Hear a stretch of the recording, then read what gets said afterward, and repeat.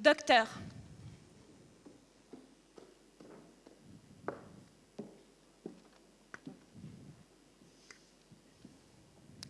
On m'a découvert une lésion de type infiltrante du sein.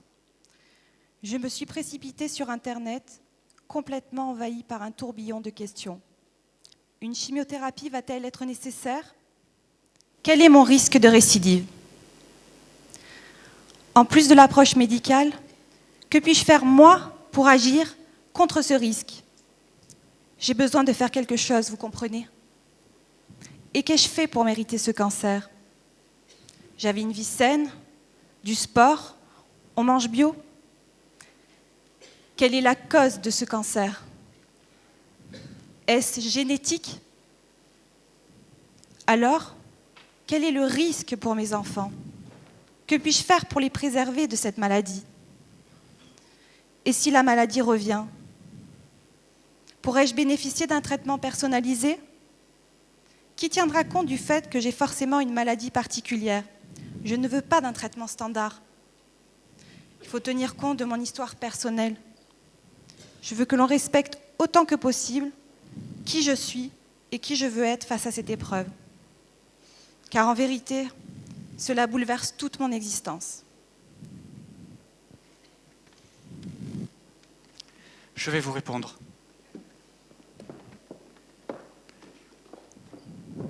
Et vous voyez ce à quoi est confronté un médecin en consultation tous les jours. Chaque patient, le flot de questions qui est dit ou qui parfois n'est pas dit. À l'annonce d'un cancer, le flot de questions qui vient. Et il va nous falloir, nous médecins, répondre à tout cela pour rassurer et montrer un chemin qui vaut le coup.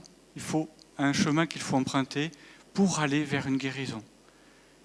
Et comme l'a dit si bien Vincent Castronouveau ce matin, oui, une guérison, mais une guérison, avec de la gaieté, c'est-à-dire pas de séquelles, avec une qualité de vie. Et si je suis malade, que ce traitement puisse me permettre de survivre, mais bien plus que ça, de vivre. Et comment la génétique peut m'aider, moi médecin, à vous répondre, pour mieux guider les traitements, mieux guider l'approche, mieux cerner le risque qui est le vôtre et finalement, mieux vous soigner. Et après, vous donner des clés pour vos enfants. Parce que, bien sûr que vous ne voulez pas que cela arrive à vos enfants. Il y a un écueil tout de suite. Si nous ne sommes pas 1500 aujourd'hui, parce que beaucoup se disent « c'est impossible ». Et c'est la fierté qui le dit. Parce que, comme l'a dit Vincent ce matin, il faut se remettre en question. Il faut se remettre en question face à ce qui paraît invraisemblable. Avec même la peur que peut-être que je suis responsable de ça, coupable. Vous comprenez que pour les médecins aussi, pour certaines formes établies, ça va être compliqué, cette remise en question. Vous allez voir, c'est risqué, dit l'expérience. Quand David Saran-Schreiber apportait ses solutions, montrait un chemin, on lui rétorquait « vous donnez un faux espoir aux gens ». C'est risqué, on va voir. J'espère vous montrer que ce n'est pas risqué de prendre cet autre chemin. Et je vais vous montrer aussi que ce n'est pas du tout sans issue. C'est réellement un chemin qui amène vers un mieux-être, vers plus de chances de guérison, plus de chances de protéger nos enfants. Et vous me dites que c'est la raison qui dit c'est sans issue ? Eh bien, je veux vous montrer que je ne m'appuie pas que sur des idées, des intuitions, mais sur des valeurs scientifiques que vous avez déjà vues en partie ce matin, des notions scientifiques très fortes. Vincent vous a montré, professeur Pujol, monsieur Bourgeois vous a montré déjà des éléments pour vous dire c'est pas du tout issu de n'importe où. Alors, je vais avoir deux langages en même temps, des diapositives compliquées, très scientifiques. Pour ceux qui sont médecins, ce sera parfait. Pour ceux qui ne sont pas professionnels de santé, allez à la conclusion. En général, elle est mise en gros. C'est ça qui est important de regarder. Mais ce que je veux montrer, c'est que tout ça n'est pas puisé de n'importe où. et que cette connaissance, elle est déjà disponible. Mais mettons-la à la portée de tous et appliquons-la maintenant. Maintenant, c'est vrai. À la fin, il y aura ceux qui disent crédule, pas crédule, et de toute manière, c'est qui l'emportera? C'est le cœur. C'est vous qui déciderez en votre âme et conscience.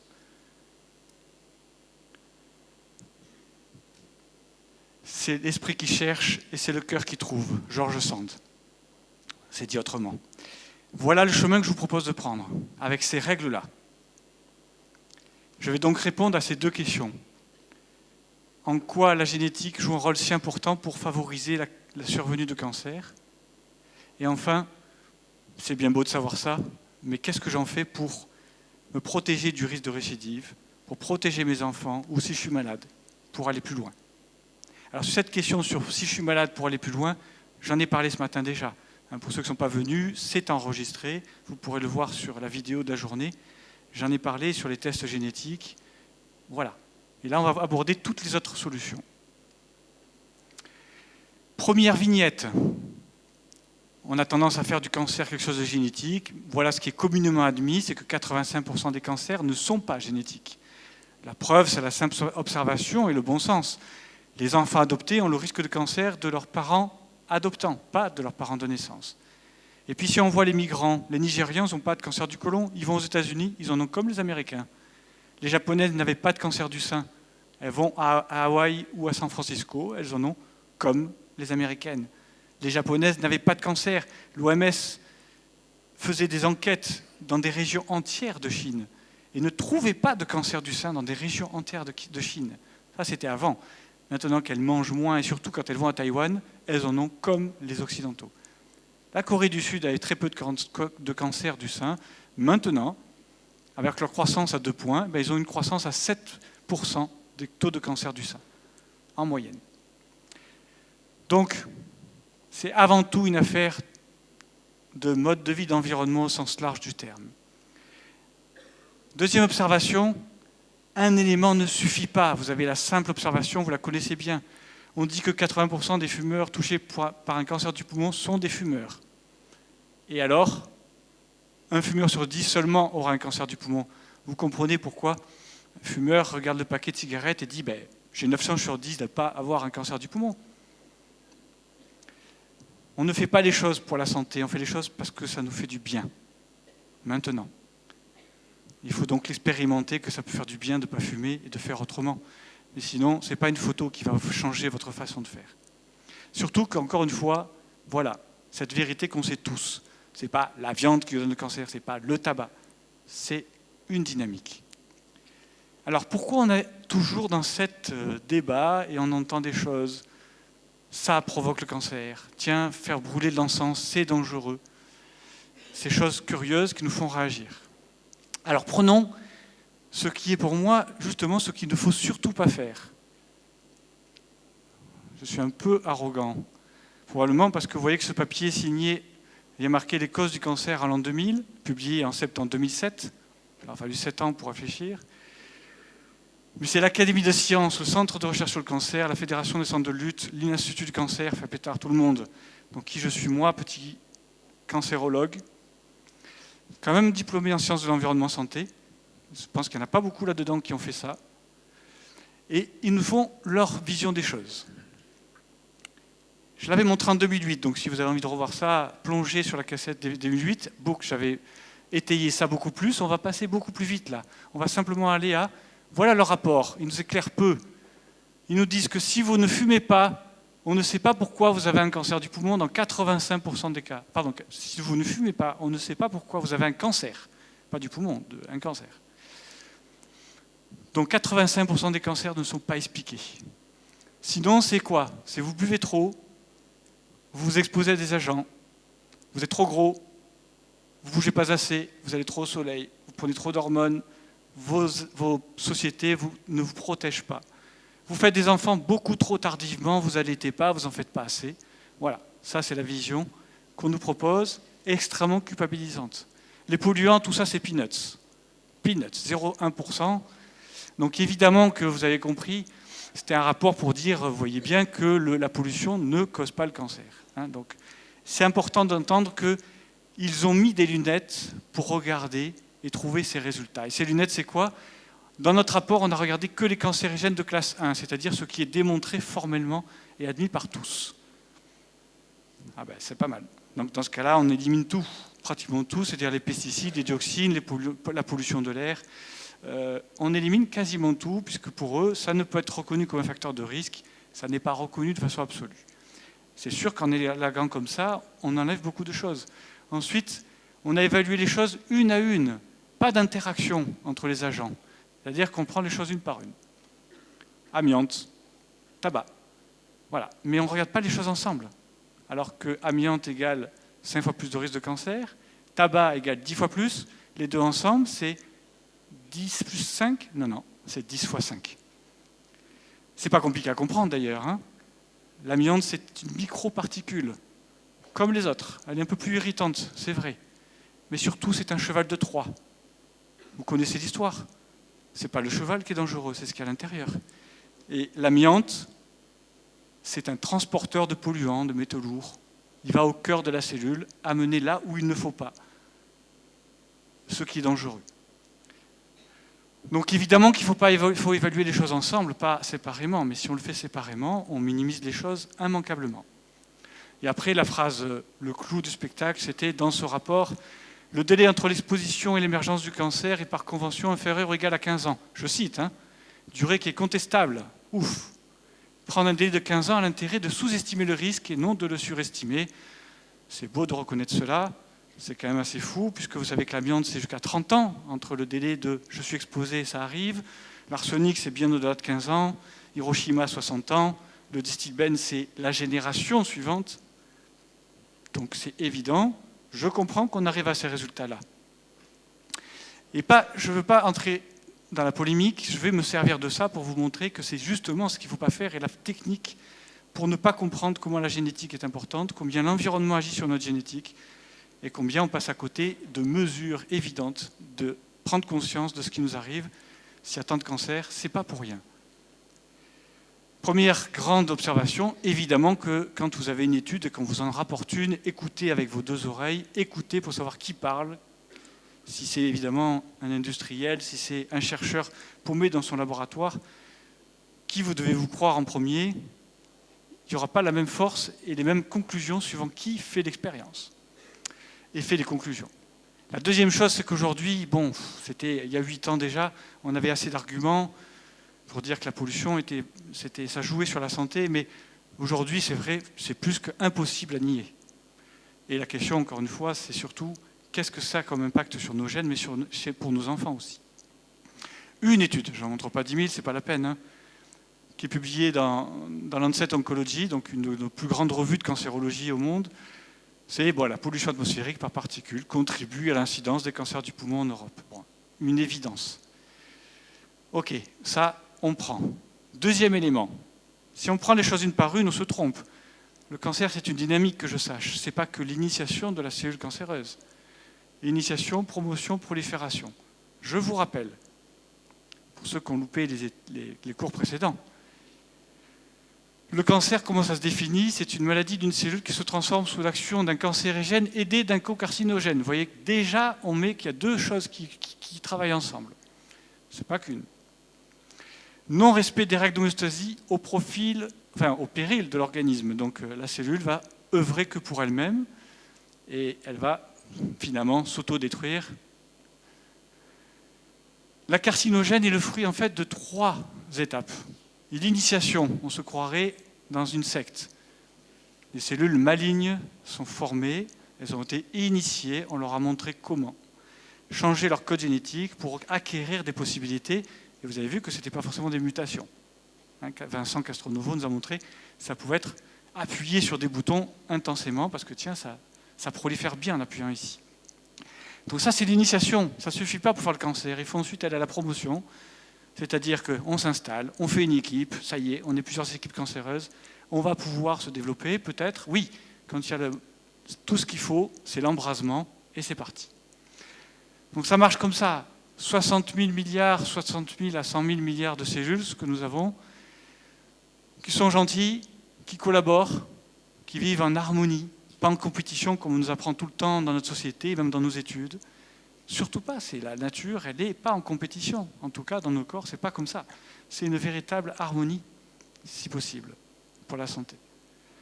Et malheureusement, tout d'un coup, sous l'impact de quelque chose, là c'est notre petit gizmo, sous l'impact de l'eau, il se transforme dans ce monstre qui, lui, a acquis des compétences majeures, dont une est telle de nous faire extrêmement peur. Il risque même d'effrayer notre système immunitaire qui l'attaque, voire de lui montrer, on verra, de faire en sorte de ne pas être attaqué par ce système immunitaire. Il acquiert 10 grandes propriétés, pas forcément toutes, mais une grande partie. Ces propriétés, les voici. La faculté de se répliquer à l'infini. Une cellule est faite pour se diviser un nombre de fois. Eh bien, la cellule cancéreuse, pardon, ça c'est la survie à l'infini, et la réplication à l'infini.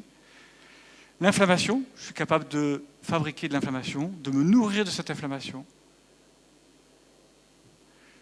Je suis capable d'envahir les autres tissus. J'étais fait pour être au niveau du sein, je vais au poumon. J'étais fait pour être dans le poumon, je vais dans les os, dans le cerveau. Je vais coloniser ailleurs, acquérir cette capacité.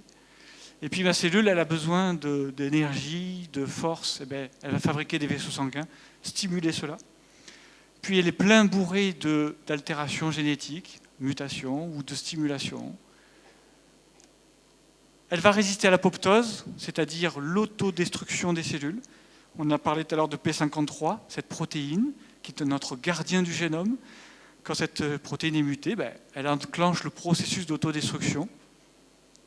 Elle vérifie l'ADN, elle a 2 minutes pour le faire. Régulièrement, elle vérifie l'ADN tout le long. Dès que chaque fois qu'il y a une erreur, elle s'arrête, elle enclenche la réparation. Mais s'il y a trop d'erreurs, elle n'a que 2 minutes. Elle ne va pas au bout de l'ADN, elle l'arrête, elle dit autodestruction. Ça, c'est le processus normal. Apoptose, ça veut dire chute des feuilles en automne. C'est normal. Les feuilles tombent à l'automne pour que la sève se retire. Eh bien, les cellules tumorales ne respectent plus cela. Et le tabac, c'est justement ce qu'il fait. Il attaque P53, il le fait muter, et ça ne marche plus. Et puis, cette capacité à détourner l'énergie pour soi. Si la fatigue est le symptôme le plus fréquent en cancérologie, c'est vrai que les traitements peuvent fatiguer. C'est vrai que l'anémie, etc. Mais il y a aussi le cancer qui est sacrément fort pour détourner l'énergie pour lui-même. Et puis, il est capable aussi de capter tous les signaux de prolifération, voire même de les fabriquer. Typiquement, mettons, dans le cancer de prostate, on fait comme traitement, on bloque les sécrétions hormonales. Vous faites une prise de sang, waouh, on est très bas au niveau hormonal, c'est parfait, elle ne pourra pas s'en sortir. Les cellules cancéreuses n'ont plus rien à bouffer. Eh bien si, elles se les fabriquent pour elles-mêmes et pour leurs copines. Si vous faites un prélèvement au niveau du site de la maladie, il y a plein d'hormones. Elle est rusée. Et là, vous comprenez pourquoi des fois, c'est quand la maladie est active, quand le cancer est très présent, eh bien, vous pouvez lui enlever le sucre, elle s'en fout, elle se le fabrique pour elle-même. Je parle bien d'un cancer qui est en train de proliférer, qui est gros. C'est comme un grand incendie. Vous rappelez-vous Yosemite aux États-Unis, on envoie du plastique, on envoie n'importe quoi dans le feu, il prend tout. Il se débrouille tout seul, c'est pas peine de souffler dessus. Par contre, si un feu est à l'état de braise, si vous soufflez dessus, il va tout prendre. Donc là, le sucre, c'est pas bon. Et puis, il va résister aux signaux d'anti-prolifération. Normalement, il ne faut pas s'arrêter, on s'arrête, on se calme. Quand on se fait une plaie, le corps vite prolifère pour réparer la plaie. Puis qu'une fois c'est terminé, que toutes les cellules sont réunies, on s'arrête, on se calme. Et puis là, on continue à l'excès, on ne s'arrête pas, on ne répond pas aux stimulations d'anti-prolifération. Voici la définition qu'on trouve très souvent quand on ouvre un livre. Le cancer, c'est une multiplication infinie des cellules due à des anomalies génétiques héritées ou acquises. Voilà, tout est déterminé par la génétique, et c'est inéluctable. Rappelons-nous quand même, nos cellules, elles sont soumises à des cassures tout le temps. Elles sont capables de se réparer. 10 000 cassures par jour dans une cellule. Et ça, c'est le quotidien de nos cellules, depuis qu'on est né. Donc, ce n'est pas simplement une cassure qui pose un problème, ce sera l'excès, mais aussi d'autres choses. Si on a une mutation au niveau des gènes qui codent pour la prolifération des cellules, qui sont là pour accélérer, et s'ils sont mutés, qu'ils accélèrent à fond, on risque d'avoir un problème. Si on a une mutation sur les gènes qui, au contraire, sont là pour freiner, calmer la prolifération cellulaire, problème également. Pourquoi les éléphants ont moins de cancer que l'être humain? J'avais posé la question sur Internet. Je n'ai pas fait le buzz. Le mec qui met une vidéo sur Internet, 4 millions de vues, moi je fais ça, je me dis ça va faire le buzz, quoi. Je mets une belle photo d'éléphant. Il y a eu 12 personnes qui ont répondu. Pourtant, j'ai 350 amis, mais bon. Si on irradie des cellules d'éléphant, je vous rappelle qu'elles sont aussi grosses que les nôtres, eh bien, elles vont mourir 2 fois plus sous l'effet des rayonnements que les nôtres. Parce qu'elles sont beaucoup moins sages, nos cellules. On n'a que 2 gènes P53, eh bien, les éléphants en ont 38. Et donc, leurs cellules sont beaucoup plus raisonnables. Il y a trop d'erreurs, on s'autodétruit. Ce n'est pas parce que 2-3 gènes seront mutés en P53, il y en a encore 35 autres qui continuent à faire le boulot. Pourtant, les éléphants ont 100 fois plus de cellules que nous, beaucoup plus gros. Et donc, en théorie, ils avaient plus de risques de cancer. Mais c'est vrai qu'en fait, ils meurent plus de l'homme que du cancer. Et puis, troisième possibilité, effectivement, c'est soit nos gènes activateurs sont mutés trop excessifs, soit les gènes suppresseurs sont mutés, ils ne freinent plus, soit il y a encore la solution de réparer tout ça, mais s'il y a des mutations sur nos gènes de réparation, ça ne marche pas. Ça risque donc d'arriver vers ces cellules cancéreuses. Mais ceci étant, encore une fois, on est toujours dans une dynamique où tout semble inéluctable, tissu normal, précancéreux, in situ, invasif, accumulation d'anomalies génétiques. Vous voyez ce transparent pourri, c'est la diapo, c'est un transparent que je montrais à l'école d'infirmière il y a 20 ans. Je suis content de dire que déjà à l'époque, je parlais du système immunitaire, de dire qu'il y avait d'autres choses, et que je ne trouvais pas ça génial de montrer, de résumer les choses à un événement ici, qui s'est passé à un moment, va faire qu'une cellule devient initiée, puis une prénéoplasique, puis in situ, puis c'est le cancer, et puis métastase, et on meurt. Voilà. Et tout ça, c'est uniquement une histoire de gènes. Et voilà. Il ne se passe rien à l'extérieur qui viendrait peut-être aider. Tout vient de l'intérieur, vous ne pouvez rien faire. Tout se passe ici, là, dans ce noyau. Je suis désolé, vous avez un cancer, c'est guéri maintenant, on vous surveille. Allez, soyez sages. Mon enfant a un cancer, pourquoi? Ne cherchez pas à réfléchir, parce que c'est vraiment ce qu'on dit. J'ai des parents qui viennent au centre, on en parlait, quand ils demandent quelle est la cause du cancer de mon enfant, est-ce que je peux faire quelque chose? Ne faites rien. C'est comme ça, point. Alors, je répète, ça, c'est notre cellule cancéreuse initiée, et si ça s'arrête ici, ce n'est pas un cancer. Il faut que ça se promouvoie et que ça progresse. Ça, c'est un cancer. Il faut donc des choses pour permettre ça et ça. Et ça, on connaît finalement, on a la preuve, même si je n'ai pas besoin de faire d'études finalement, on a la preuve, regardez, que ça marche, que ce n'est pas cellule cancéreuse égale cancer. Autopsie de femmes qui sont mortes sur la route, on analyse leur sein et on trouve chez une femme sur 3 des cellules cancéreuses. Alors que le cancer du sein, dans cette tranche d'âge, c'est 1 à 2%. Ce qui veut dire que sur ces 33 femmes qui ont des cellules cancéreuses, sur 100, il n'y en a que seulement 1 à 2 qui ont un cancer maladie. Pourquoi? Pourquoi il y en a 31 qui n'ont pas fait de cancer? Et c'est ce qui fait dire, donc c'est pareil pour la prostate ou la thyroïde, à Lucien Israël, qui est un de nos plus grands cancérologues au monde, peut-être fait-on 1000 cancers par jour qui sont tous détruits par les défenses de l'organisme. Et on ne réussit, entre guillemets, à faire qu'un cancer chez une personne sur 3 au cours de la vie. Nous faisons tous les jours des cellules cancéreuses, nous en produisons, nous, je n'ai pas la prétention de dire que je fais exprès, ça se produit dans mon corps. Et ça va évoluer vers un cancer s'il y a les conditions requises. Autrement dit, on est dans des microtumeurs existantes, plus ou moins importantes, et pour qu'on passe de là à là, ça c'est un cancer, c'est visible, il va falloir des éléments, par exemple l'angiogénèse. Vous voyez qu'ici, quand on est à 1-2 mm de maladie, non visible au scanner, à n'importe quel examen existant aujourd'hui au monde, eh bien, la maladie se met à sécréter des facteurs ici, ces petites molécules. Et là, le système vasculaire, il répond bêtement. Tiens, on me demande de fabriquer des vaisseaux sanguins. Voici, vous êtes servi. Et c'est l'explosion. Les trisomiques 21 ont beaucoup moins de cancer que nous. 3 chromosomes 21, beaucoup plus de facteurs anti-angiogéniques. Du coup, ils ont des microtumeurs, mais ça s'arrête là. Ça s'arrête au stade de microtumeur. Si on pouvait barrer là, ça s'arrêterait là. C'est une voie.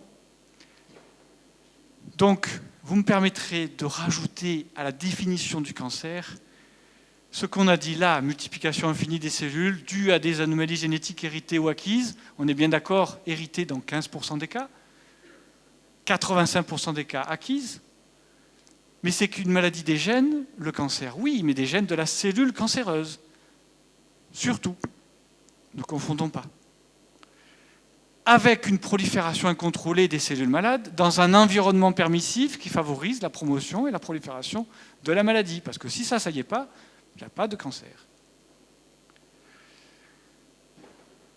Donc manifestement, première grande erreur qui est faite, c'est de ne pas voir cette dynamique et de bien comprendre que le cancer, c'est une dynamique qui dépend de beaucoup de choses. C'est une bonne nouvelle. Il ne suffit pas d'une chose pour que ça provoque un cancer. Ce n'est pas juste parce que vous buvez un peu de soda que vous aurez un cancer. Il y a d'autres choses qui ont contribué, forcément. Ensuite, on a dit, les cofacteurs sont synergiques. Ils ne sont pas additionnels très souvent. Tabac, amiante, j'en ai parlé, on multiplie le risque, non pas c'est 10 plus 5, c'est 10 fois 5, 50. Donc, réfléchissons en mettant les choses ensemble. Ensuite, on oublie dans le rapport qui a été fait, que tout ce qui est hérité, on a hérité d'un code génétique, et on l'a vu ce matin avec M. Bourgeois, avec Vincent Castronovo, on nous transmet, on est né avec déjà des choses de notre grand-père, de nos parents. Des choses qui se font pendant le développement de l'enfant, dans le ventre de notre mère, dans notre enfance. Et donc après, adulte, vous dites « je mange bien, je bouge bien ». Oui, mais vous avez reçu des choses. Une étude, je ne peux pas vous montrer tout, qui nous dit « tiens, voilà, plus de leucémie chez les enfants, chez qui les parents, la maman, a été exposée pendant la grossesse aux pesticides et encore plus aux insecticides et herbicides. Multiplication par 2,7 à 3,6. C'est donc 360 fois plus de risque d'avoir un enfant qui naît et qui fera une leucémie. C'est une exposition, c'est 2009, mais il y a plein d'études que je peux vous montrer. Une autre étude, je sais que là je vais faire peur, mais vous inquiétez pas, on va montrer des solutions. Mais il faut prendre conscience du problème. Cette année, encore une fois, on est à la page, c'est des études de maintenant. 2015 études qui viennent nous montrer que les mamans qui ont été exposées dans les années 60 au DDT, interdit, il n'y en a plus depuis 1971. Vous savez qu'il y en a toujours dans les vergers de France, dans au moins 20% des vergers de France. D'abord parce que ça élimine lentement et que peut-être il y en a qui utilisent encore. Deuxièmement, n'oubliez pas que c'est toujours autorisé dans d'autres pays du monde. Vous savez que l'amiante est toujours autorisée dans l'Afrique du Sud, au Canada, en Chine, parce que ça fait perdre un marché sinon. Donc, du DDT, il y en a toujours. Et si les femmes ont été exposées dans les années 60, les médecins les ont suivies pendant 50 ans, ils découvrent que chez leurs filles, il y a 3,7 fois plus de risque de cancer du sein. Vous allez voir, après, quand je vais comparer au risque génétique, combien ce n'est pas négligeable du tout. Pourtant, ce n'est pas une mutation dont on parle. Là, on parle d'épigénétique. Ce rapport aussi fait peur, mais bon, c'est la réalité et l'évidence. Le plomb a des effets sur nos enfants et nos petits-enfants. Alors là, on parle de transformation épigénétique, on ne parle pas forcément de cancer, mais le plomb est un métal lourd qui est plutôt favorisant à risque de cancer et de maladies neurologiques. Et là, on a pour la première fois une preuve chez l'homme de la transmission à l'enfant et au petit-enfant, alors que c'est la personne, la maman qui a été exposée au plomb. Le tabac, on a vu là tout à l'heure le stress, on en reparlera après, mais le tabac effectivement entraîne des mutations sur les spermatozoïdes qui vont être transmis. Ils auront des mutations ils sont toujours fécondants, ils vont pouvoir donner effectivement à nos enfants déjà un code génétique qui est déjà erroné, qui est déjà pas aussi bon que le nôtre. Et c'est ce qu'a fait dire à Alain Botta, qui est aujourd'hui à la retraite, qui était le chef du département de génotoxicologie à la Timone à Marseille, que les enfants naissent déjà avec une hyper-réceptivité environnementale à la cancérogénèse. Alors on a montré cette transmission chez les souris, et chez l'homme, on a montré que ça se transmettait, en tout cas qu'il y avait des mutations au niveau des spermatozoïdes. La pollution de l'air, évidemment, c'est un peu comme le tabac, c'est plein de microparticules, plein de chevaux de Troie qui vont transporter plein de molécules radioactives, de métaux lourds, de molécules dangereuses comme les hydrocarbures polycycliques, c'est la pollution du diesel mais aussi de l'essence, hein, c'est pas du tout que le diesel. C'est plein de molécules qui ensemble ont un effet qui, on le sait, qui est dangereux. Chez la souris exposée au bord de l'autoroute, comparée à celle qui vit tranquillement à la campagne, qu'est-ce qu'on constate? Une augmentation de 1,5 à 2 des mutations au niveau des spermatozoïdes. Et malheureusement, si ces souris-là vont ensuite à la campagne, c'est trop tard. Elles vont transmettre ces mutations à leurs enfants. Est-ce qu'il faut qu'on fasse la même expérience avec des êtres humains? 2007, septembre 2007, la même mois que la publication du rapport de l'Académie de médecine, on ne lit manifestement pas la même littérature scientifique. Santé environnementale perspective, donc ce sont des scientifiques qui publient, qui disent très forte suspicion de transmission à la descendance par l'homme des dommages provoqués par la pollution. Alors, le distilbène, ben ça, c'est une démonstration qu'on connaît depuis toujours, enfin depuis très longtemps, pardon, se transmet à l'enfant et au petit enfant. Et après, là, on a des suspicions très fortes sur le plomb, DTT, tabac, pollution de l'air, je viens de vous le montrer. Et ce qui fait que ce schéma, il le montrait. Désolé, c'est une photocopie, elle est un peu trouble, mais on voit que là, en 2007, ils disaient, pendant que l'Académie de médecine disait qu'il n'y a aucun risque, eux, ils disaient les agents pharmacologiques, comme le distilbène, les pesticides, les PCB, les hydrocarbures polycycliques, les polluants de l'air, les métaux lourds, les hormones, le biphénol A, la nutrition, les soins pendant la grossesse, ont un effet sur nos gènes dans la transcription, les histones, on en a parlé ce matin, la régulation de l'épigénétique, la méthylation de l'ADN, la transcription, les molécules, même les protéines qui peuvent être transformées et devenues qui n'ont plus la même efficacité. Tout ceci a un impact sur cela et donc entraîne un effet pendant qu'on transmet à nos enfants durant la grossesse, durant le développement fœtal, durant la croissance, durant le vieillissement, et favorise cancer, diabète, obésité, infertilité, maladies respiratoires, allergies, maladies neurodégénératives, stress, désordres psychologiques, etc. Littérature scientifique de 2007.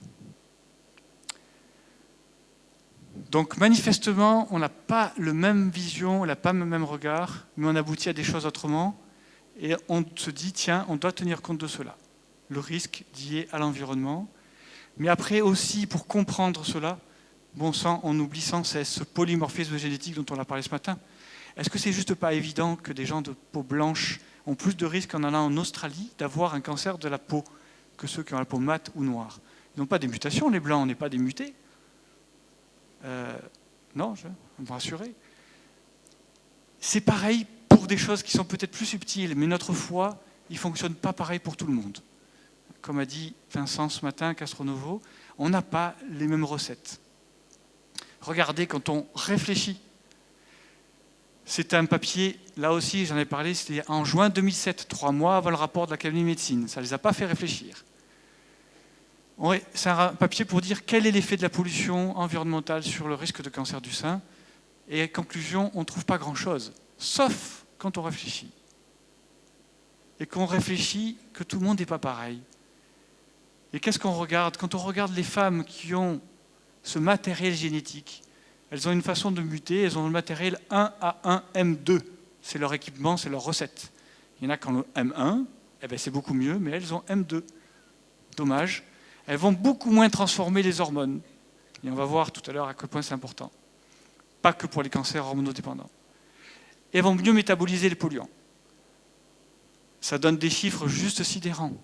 C'est 2 à 5 fois plus de risque de cancer du sein. Le traitement de la ménopause, c'est 1,2 à 1,8.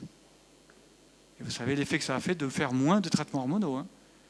2 à 5 fois. Et les scientifiques qui ont fait ce rapport en 2007, ils avaient dit, en conclusion, Les politiques doivent s'emparer de ces résultats pour protéger les populations faibles, ce qui est quand même 10 à 15% des femmes de race blanche, et un peu plus chez les femmes de race noire. Vous avez entendu parler de ce rapport? Bien sûr que non. Pourquoi? Parce qu'on noie les choses. Donc là, on a un rapport qui est intelligent, qui réfléchit, qui dit qu'il y a un risque. Mais dans les cas, chez celles qui n'ont pas le bon matériel génétique, c'est-à-dire qu'on regarde ça, 10 à 15% des femmes de race blanche, on regarde, parce que c'est sûr que si on noie le poisson et qu'on regarde ici, regardez, il n'y a pas de risque. Ouais. Alors, je vais vous expliquer. Le polluant là, quand il est là, qu'on est exposé à lui, il ne va pas ici et il arrive là directement dans le génome. Vous allez comprendre. Il faut qu'il passe des étapes. Il faut qu'il arrive à rentrer dans cette cellule et on ne rentre pas comme ça. Il y a des récepteurs ici. On ne rentre pas comme ça. Il faut montrer patte blanche. Donc déjà, on verra tout à l'heure qu'il y a des solutions pour bloquer ces récepteurs-là. Le resveratrol, il peut empêcher les polluants de rentrer. Formidable. On pourrait agir ici. En tout cas, si on veut comprendre qu'est-ce qui cause le cancer, tout ce qui vient rendre les carcinogènes ici beaucoup plus actifs, beaucoup plus puissants, qui vient le booster, c'est la phase 1 de détoxication. Ça, moi j'appelle ça un carcinogène. Ensuite, celui qui empêche notre système de détoxication de fonctionner pour neutraliser les polluants, c'est un collabo aussi. C'est un polluant. On peut agir ici du coup pour protéger. Ensuite, celui qui va favoriser le transport à l'intérieur, lui aussi c'est un collabo. C'est un cancérigène, il faut le compter. Celui qui va empêcher, parce que maintenant, mince, elle a réussi quand même, il a réussi à faire son attentat, mais celui qui empêche de réparer tout ça, notre système de réparation, celui qui vient dégrader ça, c'est aussi un collabo, ça aussi c'est un cancérigène, il faut le compter. 1, 2, 3, 4 étapes au moins, c'est autant d'étapes sur lesquelles on a des points de contrôle possibles. Ce n'est pas inéluctable, là égale là. Ce n'est pas inéluctable, ça égale ici. Parce qu'en plus de ces 4 étapes, il y a encore les deux autres étapes, la promotion et la progression. On peut agir sur ces étapes-là. S'il n'y a pas ces étapes-là, on a des cellules dangereuses, musclées, qui grognent, mais elles ne peuvent pas grossir, elles ne sont pas promues, elles ne peuvent pas avancer. Donc s'il n'y a pas d'angiogénèse, s'il n'y a pas d'insulinisme, de facteurs de croissance, insuline, hormones, des polluants qui viennent nourrir tout ça, ça ne prendra pas. S'il n'y a pas d'inflammation, ça ne prendra pas. Si l'immunité, elle est costaud, ça ne passera pas. Les traitements aujourd'hui, les plus développés, vous en entendez parler, ils visent à travailler là-dessus. Allez, on booste le système immunitaire, on s'en fout finalement de la maladie, c'est assez étonnant. On s'en fout, on ne regarde même pas la maladie, on booste notre système immunitaire et c'est lui qui fait le boulot. Et ça marche, pas tout le temps, mais ça donne des résultats parfois remarquables. Notre système immunitaire, c'est lui qui attaque la cellule. Rappelons-nous, oui, la cellule cancéreuse, elle est là. Plus elle est nombreuse, plus elle est importante en développement, et plus c'est dur pour notre système immunitaire. Plus il y a de terroristes, plus c'est dur à arrêter pour la police. Mais plus la police aussi est faible, et plus le risque est grand. Plus on vieillit, c'est une des explications, plus notre système immunitaire est faible. On a plus de grippe, plus de risques, etc. Donc on a intérêt à renforcer notre système immunitaire. Puis s'il n'est pas armé, c'est bien beau. Un super système immunitaire qui n'a pas de vitamine D, qui n'a pas de zinc, c'est pas la peine. Il n'a pas d'armes. Il est costaud peut-être, mais il ne peut rien faire. Donc, je vais peut-être vous donner mal à la tête là. Mais si je dois résumer quelle est la causalité du cancer et d'où vient votre cancer du sein ou de prostate, je donne le cancer du sein là, mais parce que c'est un emblème d'explication, mais c'est valable pour tous les cancers. C'est-à-dire qu'il n'y a pas une cause. Ce cancer, il est le fruit de toutes ces influences. Ici, vous avez toutes les influences liées aux hormones, directes. Celles que vous produisez, celles que vous mangez, les médicaments que vous prenez. Et ce n'est pas pareil de prendre une hormone contraceptive qui est naturelle, qui est très dosée, d'une pas dosée. Ça va dépendre de ça. Si vous avez un bon matériel génétique pour métaboliser ces hormones, sincèrement, il n'y a pas de souci. Donc ne dites pas que la contraception donne le cancer. Elle vient contribuer au risque, mais elle ne donne pas le cancer. Si bien sûr il y a des mutations, que la personne elle fume, qu'elle a des polluants qui arrivent par ici, qui attaquent ses gènes sont déjà mutés, qui a plein de pseudo-hormones environnementales, qu'elle a peut-être subi des radiations et que ses gènes sont déjà mutés, évidemment que c'est la passerelle et que c'est comme l'étincelle qui allume le feu, parce qu'il y a déjà tout de réuni. Ne la prenez pas par cœur, de toute façon vous pourrez le revoir tranquillement, mais ça vous résume vraiment tout ce qui contribue au risque de cancer. Et la bonne nouvelle, c'est que vous ne pouvez pas tout maîtriser. C'est une bonne nouvelle, ça veut dire que vous pouvez maîtriser des choses, mais non plus ne vous mettez pas la pression, vous ne pouvez pas tout maîtriser. C'est juste pas possible. Mais faites votre part, il y a des choses que vous pouvez sûrement faire. On va voir ça. Venons-en aux solutions. Puisque justement, je viens de vous montrer, il y a de nombreux facteurs qui contribuent c'est qu'il y a de nombreuses solutions. On peut agir sur l'initiation, puisqu'il y a des génotoxiques, voyons comment les neutraliser, puisqu'on peut les détoxifier, mais même s'ils arrivent à attaquer l'ADN, est-ce qu'on ne pourrait pas aider l'ADN à se réparer? Est-ce qu'on ne pourrait pas aider les cellules qui sont mutées à s'autodétruire? Soyez raisonnable, retrouvez votre sagesse. Et tant pis si elles sont déjà existantes, écoutez, moi je ne vais pas vous nourrir, vous ne passerez pas d'inflammation, pas de facteur de croissance, un bon système immunitaire, vous ne passerez pas. Réfléchissons, madame. Vous m'avez demandé quel était mon risque de cancer. Je reviens à la dame qui me pose des questions, qui a un cancer du sein et qui est paniquée. Allez, on va se poser. En vous interrogeant, je peux dire pour l'instant, avant de vous interroger, vous faites partie des femmes qui ont un risque cumulé à vie de 12%. Ça, c'est issu des tableaux américains notamment. On voit que les femmes de race blanche ont le taux les plus élevés de cancer aux États-Unis, plus que les femmes de race noire, asiatique, encore moins les amérindiennes. Mais globalement, une femme, au cours de sa vie, aux États-Unis, toutes choses étant égales par ailleurs, sans rien faire, elle a 12% de risque d'avoir un cancer pour sa vie. Voilà ce qu'on lui prédit. Ça, c'est la médecine prédictive. Alors, madame, vous avez donc, vous permettrez, j'ai fait les calculs, à 50 ans, un risque de 2,4%. À 80 ans, vous avez 12%. Mais à 50 ans, votre risque d'avoir un cancer, il est de 2,4%. Si vous aviez pris la ménopause, bien sûr, après 50 ans, c'est pour vous donner un repère, ce risque va être multiplié par 1,2 à 1,8. Sans tenir compte, encore une fois, de comment vous métabolisez au niveau du foie ou compagnie. Si vous êtes exposé à des graisses hydrogénées, on va multiplier ce risque par 2. Si vous avez été exposé dans le ventre de votre mère au DTT, 3,7, on monte à 9%. Ça commence à faire, je trouve. Si vous avez le fameux variant M1, M2, on est aussi à un chiffre assez important, 7%, jusqu'à 7%.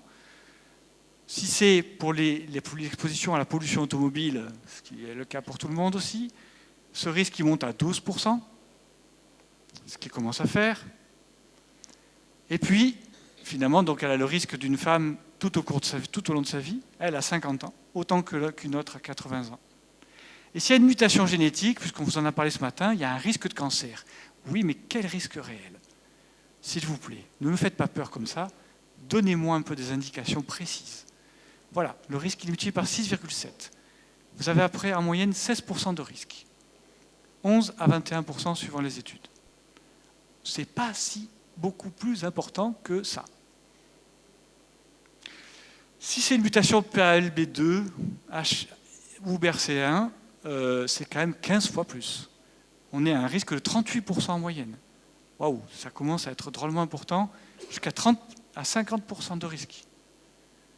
Ça, voilà. Et donc, classiquement, voilà votre risque. Allez, on y va, la machinerie mécanistique est mise en place, on va faire les traitements. J'ai une remarque. Comment ça se fait que les hommes, avec la même mutation, alors je compare à, je n'ai pas trouvé des chiffres à 50 ans, à 70 ans, ils ont 7% de risque. C'est-à-dire que moins que les femmes à 50 ans. Et si on regarde à 70 ans, les femmes de 70 ans, elles ont 45% de risque. Pourquoi ils ont 8 fois moins de risque? Ils n'ont pas autant d'hormones, pas autant d'œstrogènes. C'est déjà intéressant de noter que donc le gène ne fait pas tout. S'il n'a pas le contexte favorisant, on diminue sacrément le risque. Oh, on est dans un risque qui est similaire à ça, là. Rien que par le fait de réduire les hormones.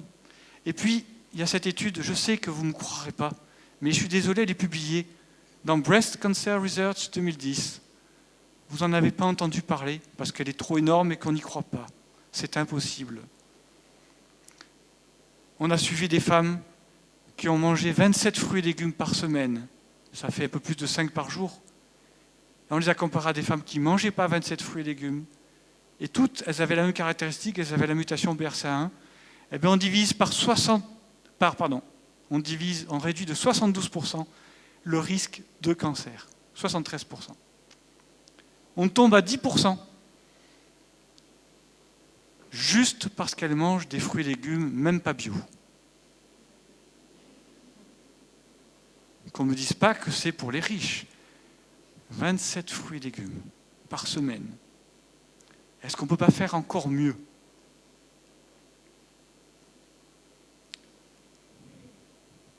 C'est une étude publiée, Breast Cancer Research. Une équipe canadienne, ce n'est pas des pingouins. C'est une équipe qui publie de folie sur toutes les mutations. Ils en ont fait des centaines. Donc ils connaissent ça. Alors madame, on va réfléchir avec un peu plus, élargir le champ. Pas que centré sur la maladie. Je vous propose de centrer sur vous. Première solution, carte sur table.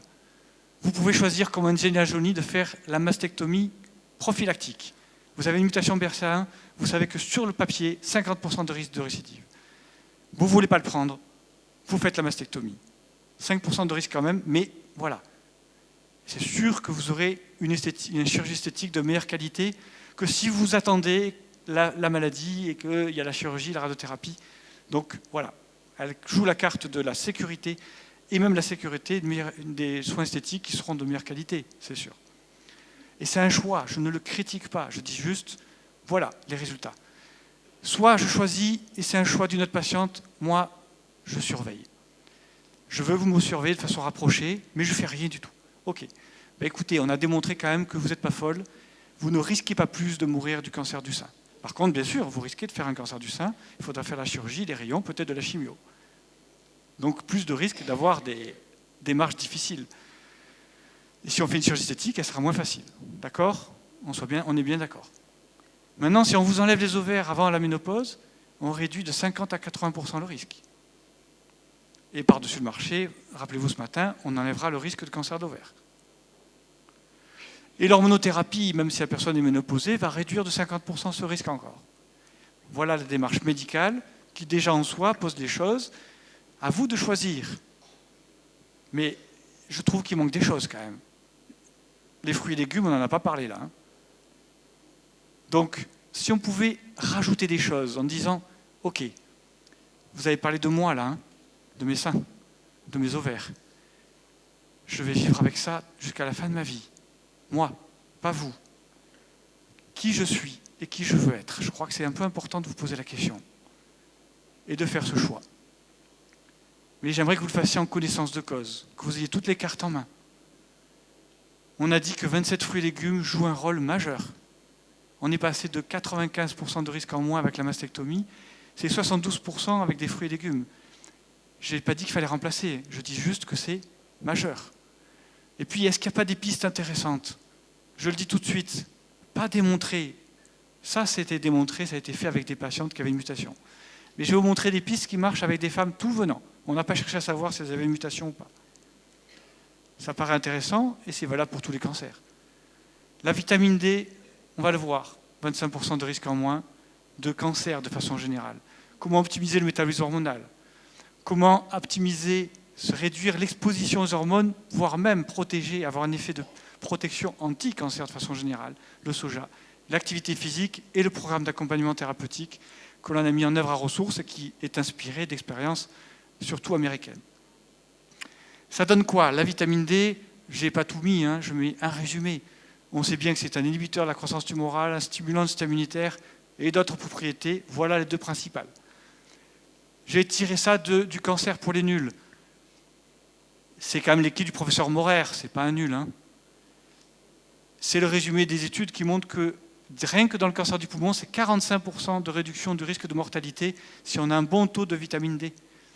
Et dans le cancer du sein en particulier, c'est 25% de risque de récidive en moins. Pour enfin, en 2015, c'est inscrit aux recommandations de Saint-Gallen, recommandations des cancérologues spécialisés dans le cancer du sein. Il faut corriger le taux de vitamine D qui est trop bas. C'est inscrit, ça y est, depuis 2015. Ouf! On avait fait l'appel à précaution en 2009 avec David Servan-Schreiber. Ça prend du temps, hein. Et on n'était pas du tout des précurseurs. Il faut un taux élevé, 50 à 100 nanogrammes par millilitre, beaucoup plus que pour protéger l'ostéoporose. Autre piste, mais optimiser le métabolisme hormonal. Alors, on veut réduire, vous avez vu que c'est une exposition de plein d'hormones et de pseudo-hormones, et que toutes les stratégies médicales visent à réduire l'imprégnation hormonale. Bon, ben allons-y, nous aussi. Le cancer du sein, c'est plus glamour que le cancer de prostate. Une étude scientifique qui dit quoi? Que les œstrogènes, ce n'est pas que des stimulants, ce n'est pas que des promoteurs et stimulants, ce sont des cellules qui provoquent des molécules qui sont des carcinogènes à part entière, autrement dit, qui créent des mutations. Waouh! Je vous promets que je ne l'ai pas appris à la fac de médecine, c'est Vincent Castronovo qui me l'a appris, et je ne l'ai pas cru. Franchement, quand j'ai vu ces Bionutrix qui étaient venus me voir, ce représentant, ben j'ai lu et relu, et pourtant j'avais fait un DEA en sciences de l'environnement santé des années auparavant. Puis après je suis allé replonger dedans, je dis merde, ils ont raison, ça m'était passé par-dessus. Eh bien, qu'est-ce que ça veut dire? Que nos oestrogènes, les hormones, et les hommes, nous avons des hormones, et des oestrogènes aussi. Ils sont métabolisés par deux voies, la 2-alpha-hydroxylase, soit une voie non oestrogénique, c'est-à-dire que ça va neutraliser, l'hormone ne sera plus active, soit elle va être même protectrice. Donc ça passe au niveau du foie. Si on fait un PET scan couplé aux hormones radioactives, le foie est noir. Toutes les hormones passent par le foie. Et si on a malheureusement la voie 16-alpha-hydroxylase, à ce moment-là, les hormones sont métabolisées en deux voies très dangereuses. Soit les hormones vont être encore plus actives. Ne tenez pas dans ce cas-là qu'il y ait des mastoses, des fibromes, de l'endométriose. Ben oui, il y a une hyperstimulation. Mais ça, ce n'est pas du cancer. C'est de la stimulation excessive des cellules. Et puis, aïe aïe, ça peut donner des molécules génotoxiques qui créent des mutations. Donc ça veut dire que des cancers pas forcément hormonodépendants. C'est pour ça qu'on a aussi des cancers qu'on appelle du sein non hormonodépendants, favorisés par ce métabolisme-là. Et qu'on a intérêt à réduire les hormones chez elles aussi. Mais encore mieux, à aider le foie à travailler comme il faut. Et notre brocoli, c'est une molécule, il contient une molécule magnifique pour ça. L'indole 3-carbinol. C'est une molécule qui est contenue dans le brocoli, mais dans tous les crucifères, même la roquette qui fait partie des crucifères. Si je traduis, je résume cet article scientifique, je vous mets les éléments. Ces molécules-là, magnifiques, qui sont issues de la nature, elles induisent le glutathion S-transférase, qui est notre propre capacité, notre molécule principale pour détoxifier sur le stress oxydatif. Elle active les cytochromes 1A1, 1A1 et 2. Tout à l'heure, j'ai parlé des 1A1 M2, variant M2. Donc vous voyez que c'est une solution pour nos petites femmes qu'on veut protéger et qui sont sensibles à la pollution automobile ou au PCB. Des brocolis. Maintenant, donc, on va offrir des brocolis. Nous les hommes. Et ces molécules, non seulement elles activent nos facultés à détoxifier, mais en plus, elle va venir directement agir sur les polluants, les neutraliser. C'est aussi des neutralisants directs. Les bisphénols, les benzopyrènes, les polyphénols, les polycycliques, les hydrocarbures polycycliques, les nitrosamines qu'on trouve dans les charcuteries où on met plein de nitrates qui se transforment dans notre corps en nitrosamines, surtout quand on a des urines acides. Mais ça, quand on teste dans des cellules de pétri, là on met les cellules avec des nitrosamines, on dit ça fait rien. Mais oui, mais il n'y a pas les urines qui sont transformées après, acidifiées. Donc les tests pour tester les molécules, ils sont d'une archaïcité absolue pour nous dire que ce n'est pas dangereux. Ils oublient que dans le corps, ça se transforme. Voilà, et ça agit sur plein d'autres enzymes pour d'autres polluants. Notre indole 3-carbinol, c'est une thérapie multicible. Hein, j'en ai parlé, on a parlé des autres colloques pour parler des thérapies multicibles. Eh bien, il agit sur la phase 1 d'initiation, j'empêche les polluants d'agir. Deuxième effet, j'agis sur l'apoptose, la cellule qui est devenue passage, qui a perdu toute raison, je l'oblige à s'autodétruire. J'inhibe la cycline D, c'est un contrôle pour la prolifération cellulaire. J'empêche la cellule de répondre aux signaux de stimulation. Donc il agit aussi sur les cellules cancéreuses constituées. Et j'ai même un effet anti-papillomavirus. Il y a une étude, je suis obligé de le dire parce que je n'ai pas réagi à ce qu'a dit le professeur Pujol, mais la vaccination, ça marche, mais il n'y a pas que la vaccination dans la vie. Et le brocoli, on l'a testé chez des femmes qui avaient un cancer in situ. On a surveillé pendant 3 mois, on leur a donné des brocolis à forte dose. 4 femmes sur 9 ont une régression complète de leurs lésions au niveau du col. Disparition des lésions et du papillomavirus en 3 mois. 4 sur 9, je n'ai pas dit tout le monde, et c'était des quantités importantes. Hein, c'est du 500 grammes de brocoli par jour et plus. Donc il faut plutôt des gélules. Hein. Voilà une piste donc intéressante des brocolis, puis on verra avec Eric Serré, le resveratrol. Je vais quand même parler du soja parce que j'en ai marre vraiment d'entendre parler du soja et qu'on lui dise du mal, du soja tout le temps. On va voir que c'est un aidant fabuleux. Ça, c'est toutes ces diapos. C'est Vincent Castronovo qui a fait le boulot. Hein. J'ai fait le... Ah mince, on ne voit pas. Si autorisation, professeur Castronovo, je l'ai mis. Quoi, hein. Alors, ici, on voit que ce n'est pas que pour le cancer du sein. Hein. Regardez, je ne mange pas de soja. Je mange un peu, j'en mange tous les jours. Moins de cancer de l'estomac. Pour le cancer du sein, je ne mange pas de soja. J'en mange un peu, j'en mange beaucoup. Tous les jours. Voilà. Pas compliqué. Alors... Qu'est-ce qu'il y a dans ce soja? C'est des phytoestrogènes qui sont des antioxydants hein, à part entière. La génistéine, la daidzaïne, je ne sais pas prononcer, il y en a plein d'autres. Alors, ce qu'il faut comprendre pour qu'on comprenne pourquoi il y a tant de messages discordants, comprenez bien, nous avons des récepteurs, et donc les femmes ont des récepteurs alpha aux oestrogènes sur les seins et les organes génitaux, et des récepteurs bêta pour les systèmes cardiovasculaires, le cerveau et les os. Ce n'est pas la même chose, c'est 2 récepteurs différents. Hein, si vous me dites que le soja agit sur le récepteur aux oestrogènes, oui, mais vous allez voir, ça dépend lesquels. Parce qu'il va être stimulant surtout sur les bêta et peu et très peu sur les alpha. Du coup, on comprend mieux pourquoi on se trompe. Parce que c'est vrai que ça se ressemble, l'hormone œstradiol et génistéine. Franchement, on dirait que c'est la même clé, qu'elles rentrent dans la même serrure. Elles sont capables, c'est vrai. Sauf que la génistéine va entrer une réponse 540 fois moins forte que l'œstradiol quand elle vient se fixer sur le récepteur alpha. Et par contre, elle a une sensibilité à stimuler le récepteur bêta, et ça va être bon pour le cerveau, bon pour les os, beaucoup plus importante encore que les hormones, que l'œstradiol. Donc, bien sûr qu'il stimule, mais alors vous avez ces histoires, soja, danger. Aïe, aïe, aïe, arrêtez, parce que regardez, j'ai mis des cellules cancéreuses, je leur ai donné du soja, ou j'ai pris des souris et je leur ai donné manger que du soja. Mais oui, moi je vous mets dans le désert, vous mangerez des scorpions, puisqu'il n'y a que ça à manger. Dans la vraie vie, c'est pas ça. Alors là, on arrive à la génistéine, attention, on peut stimuler les cellules cancéreuses. Aïe, aïe, aïe. Donc, arrêtez tout, ne mangez plus de soja, surtout si vous avez eu un cancer. Aïe, aïe, aïe, on va lui expliquer. Ça, c'est qu'une étude parmi plein qui nous montre que si on met la génistéine, le soja, avec les hormones, tout d'un coup, on voit une stimulation qui est réfrénée. Si vous faites une course tracteur, ça va bouger, hein, mais ça ne va pas aller très vite quand même. Hein. Faites-moi une course avec ces voitures-là, les œstradiols, ça va très vite, il va y avoir des accidents. Mettez-moi les deux ensemble.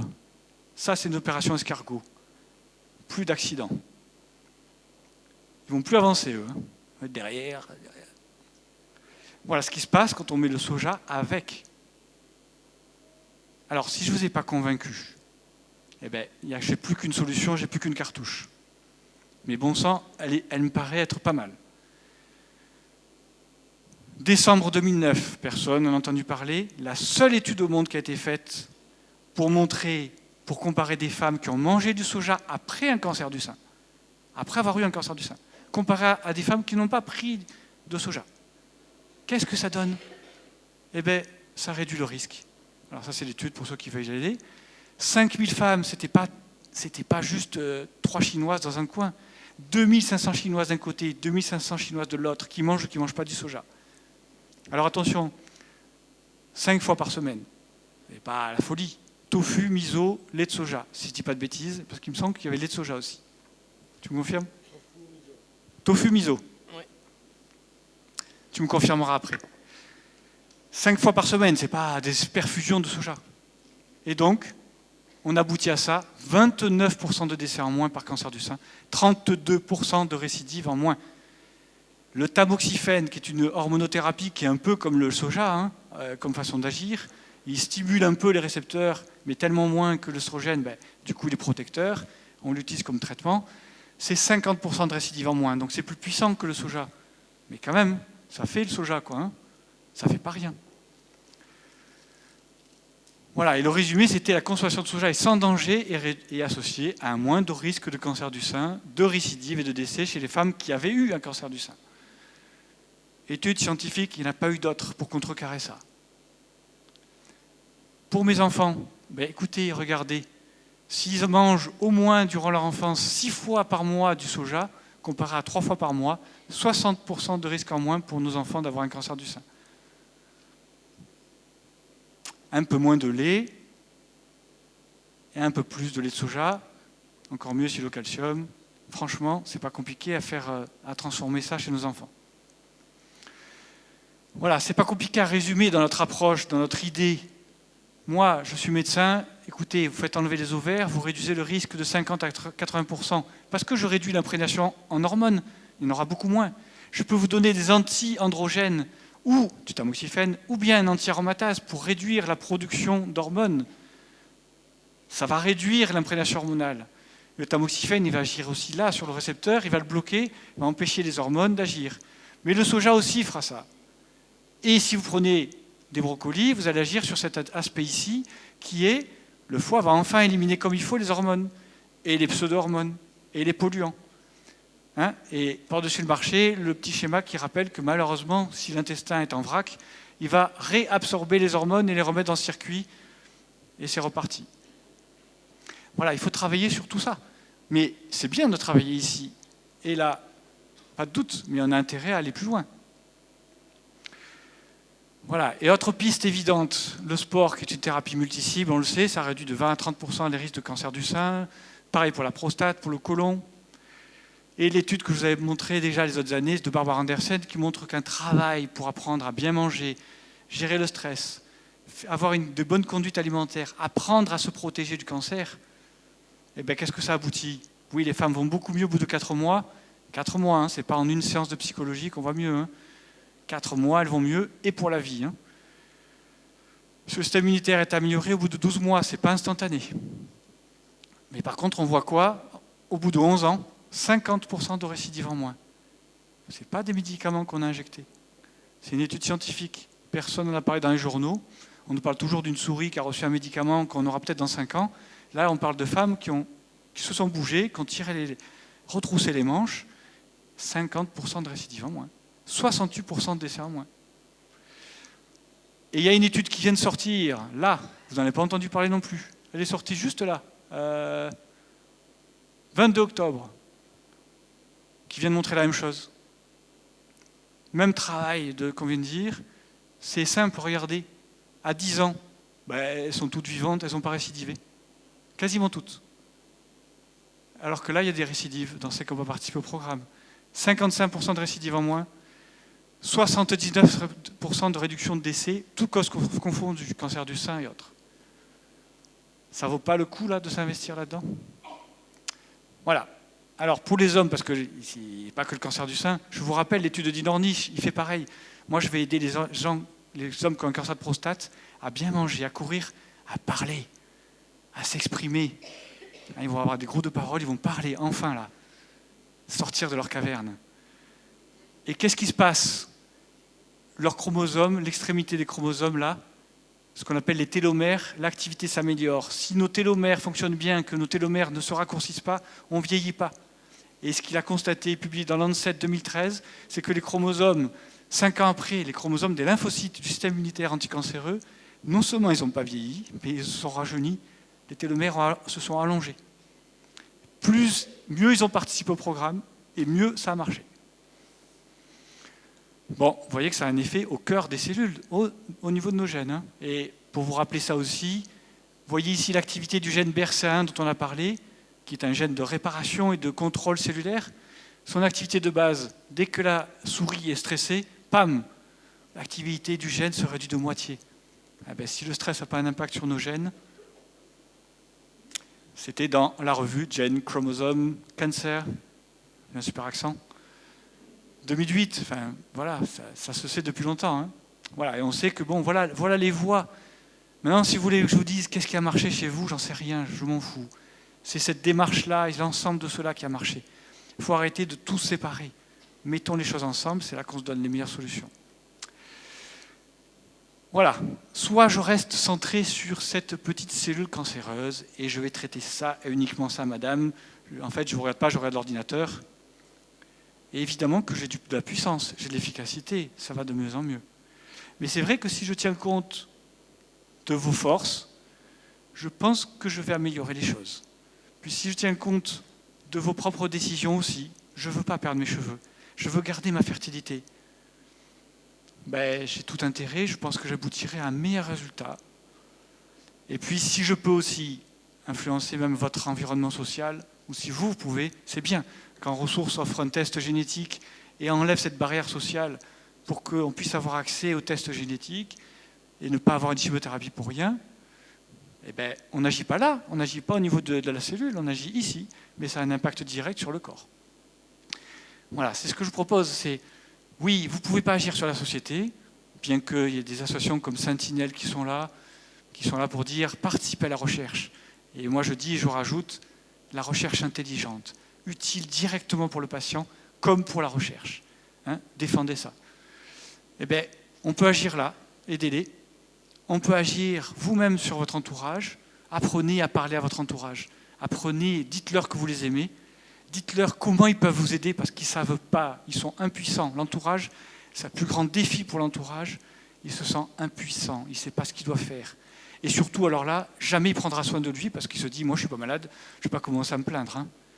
Dites-leur de s'occuper d'eux aussi. Et aidez-les pour qu'ils vous aident mieux.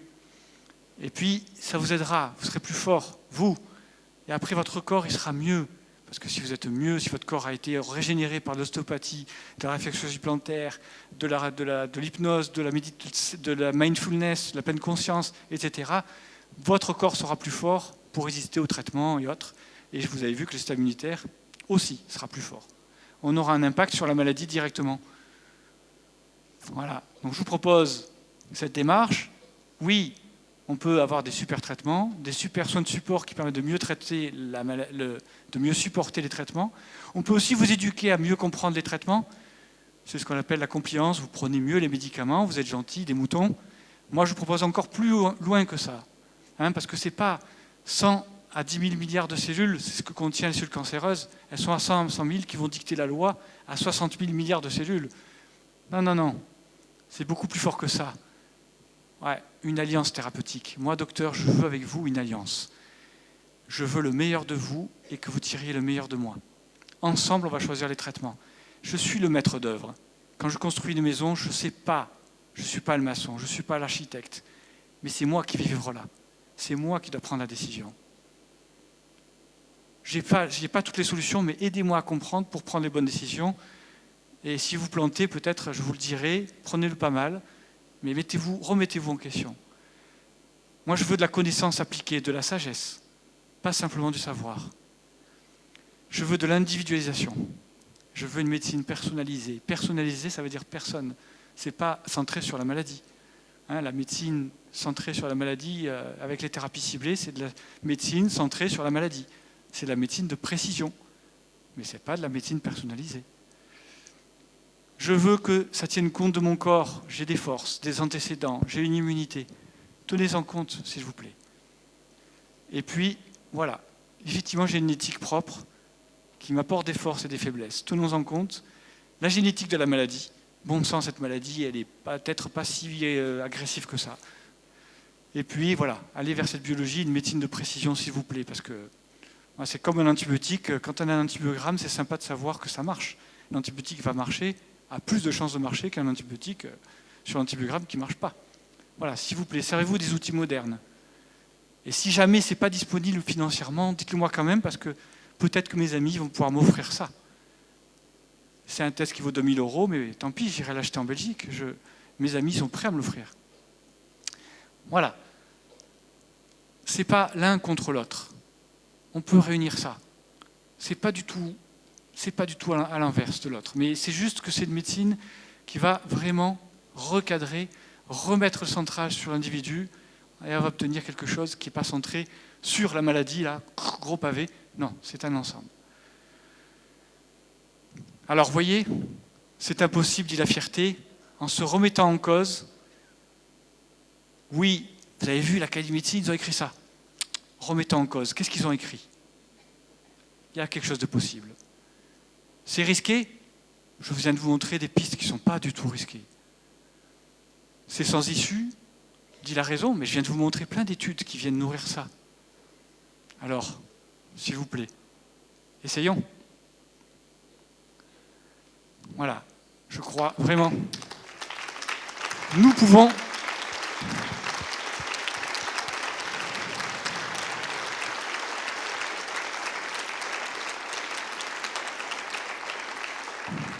Nous pouvons influencer notre histoire en devenant acteurs de notre santé, et c'est valable pour toutes les maladies, bien entendu, le cancer en particulier.